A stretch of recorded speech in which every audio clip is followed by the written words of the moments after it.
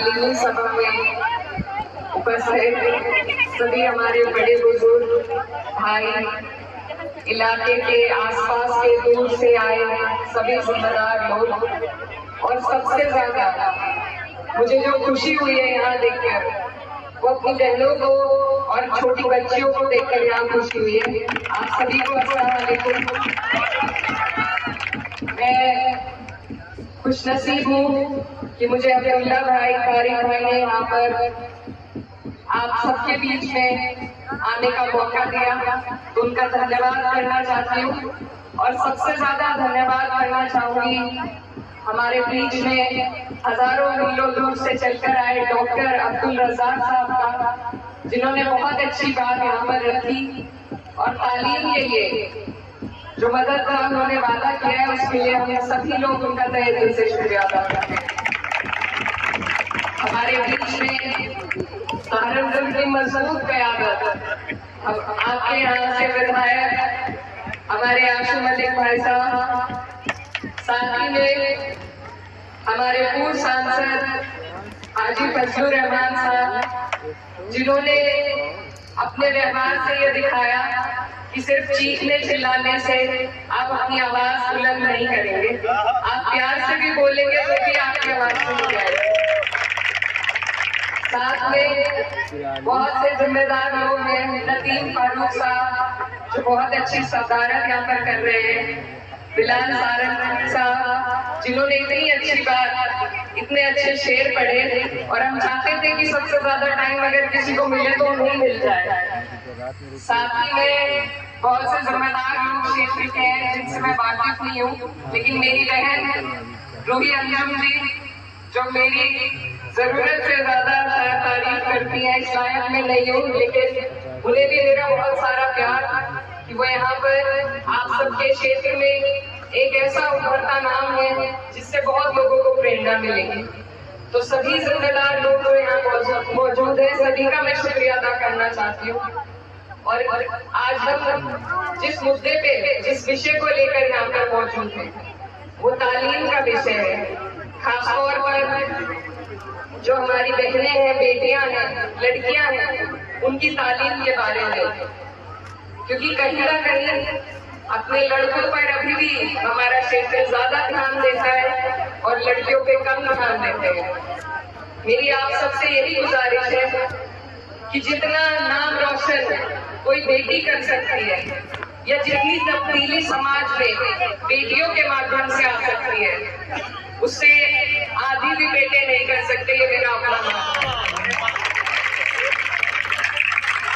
मैं ये कहना चाहता हूँ कि आज मैं आपके बीच में एक जीता जागता सबूत हूँ कि जहां तक भी मैं पहुंची हूँ, जब मेरे घर पे बहुत बड़ी मुसीबत थी, मेरी वालदा, मेरे भाई, सबको सरकार ने परेशान कर रखा था, नजरबंद कर रखा था, उस वक्त अगर मुझे हौसला मिला, हिम्मत मिली, तो वो सिर्फ और सिर्फ मेरी तालीम की वजह से थे। मैं ये आपको बहुत जिम्मेदारी के साथ बता रही हूँ कि विपक्षियों के सामने खड़े होना, अधिकारियों के सामने खड़े होना, जर्नलिस्ट के सामने खड़े होना, अगर अपनी बात रखने की हिम्मत कहीं से आती है तो सिर्फ इल्म और तालीम की ताकत से मिल सकती है। तो मेरी बहनों, आपको जो भी बनना है या नहीं भी बनना है, लेकिन आपको अपनी तालीम मुकम्मल हासिल करनी है, ये आपसे मैं यहाँ वादा लेने आई हूँ। इसमें जितने भी जिम्मेदार लोग यहाँ मौजूद हैं, हम सब अपनी तरफ से जो भी आपके लिए कर सकेंगे वो रास्ता बनाने की कोशिश हम सब करेंगे। लेकिन यहाँ पीछे हमारे बड़े बुजुर्ग खड़े हैं, हम अक्सर दहेज के नाम पर बेटियों के लिए पैसे जोड़ते हैं।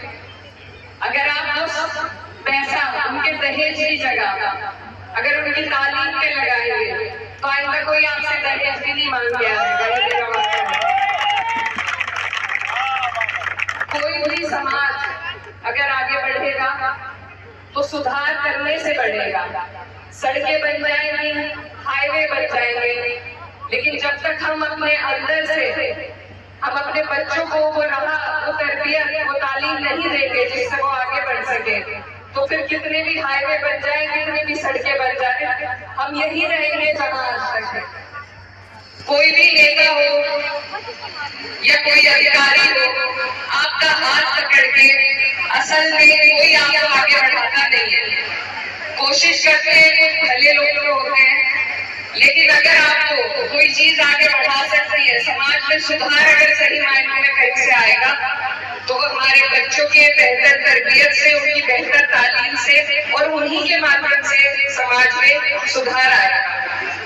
जब हमारे बीच की बच्चियां कोई IAS बनेगी, कोई IPS, कोई जज, कोई डॉक्टर, कोई इंजीनियर, तो हमें किसी की तरफ देखने की जरूरत नहीं रहेगी। तो इसके लिए जरूरी है कि और बाकी सब काम को पीछे रखकर, मुझे बहुत खुशी हुई जानकर कि विधायक जी ने इस तालीमी इदारे में कुछ काम भी कराया है और हमारे प्रमुख साहब है मेहरबान प्रमुख साहब, उन्होंने भी यहाँ पर पहले काम कराने का काम किया था और सांसद जी ने भी किया था। तो ये काम सबसे ज्यादा जरूरी है। एक प्रधान से लेकर एक सांसद तक हर आदमी सड़क ही बना रहा है, लेकिन अगर हम इदारे खड़े कर पाए, अगर हम बच्चों के पढ़ने के रास्ते खोल पाए, तो उससे बड़ी जीत और कोई नहीं हो सकती। आप सब जिम्मेदार लोग क्षेत्र के यहाँ पर मौजूद हैं और मुझे बहुत अच्छा लगा कि आप लोग यहाँ इस जरूरी काम के लिए इकट्ठा हुए। आप लोग एक और चीज कीजिए कि सिर्फ एडमिशन कराने तक नहीं, ऊंची से ऊंची तालीम, 12वीं, ग्रेजुएशन, पोस्ट ग्रेजुएशन तक अपनी बेटियों को भेजने का काम करें। और तब आप देखेंगे कि लड़कियां जहां ठान लेती हैं और जिस रास्ते पर आगे निकलती हैं, तो हमारी बहन सोफिया कुरैशी जैसे नाम रोशन करने का काम करती है। मुझे पूरी उम्मीद है कि अगर हम सब मिलकर अपनी बहनों को यहाँ से आगे बढ़ाएंगे तो वो भी इसी तरीके से अपने इलाके का, अपने क्षेत्र का, अपने घर परिवार, गांव का नाम रोशन करने का काम करेंगे। आप सब यहाँ मौजूद हैं। मैं बस अपनी बात, क्योंकि अज़ान होने वाली है, खत्म करने से पहले नदीम फारूक साहब की फाउंडेशन के बारे में भी कहना चाहती हूँ। सनातन फाउंडेशन है, सुखनदान फाउंडेशन है, बहुत अच्छा ये लोग भी काम कर रहे हैं। तो ऐसे लोगों की हमारे समाज में जरूरत है जो सिर्फ चुनाव के बाद या सिर्फ अपने फायदे का ना सोचकर समाज हित में हमारे लोगों के लिए बेहतर काम करें। और एक और बात अहम जो है, कुछ हमारे बड़े बुजुर्ग सोचते हैं कि बेटियां पढ़ लिख लेंगी तो हाथ से बाहर निकल जाएंगी। उनको मैं कहना चाहती हूँ कि जब तालीम और तरबियत की समझ उन तक पहुँचेगी तो वो कोई ऐसा काम नहीं करेंगी जिससे आपको शर्मिंदगी हो।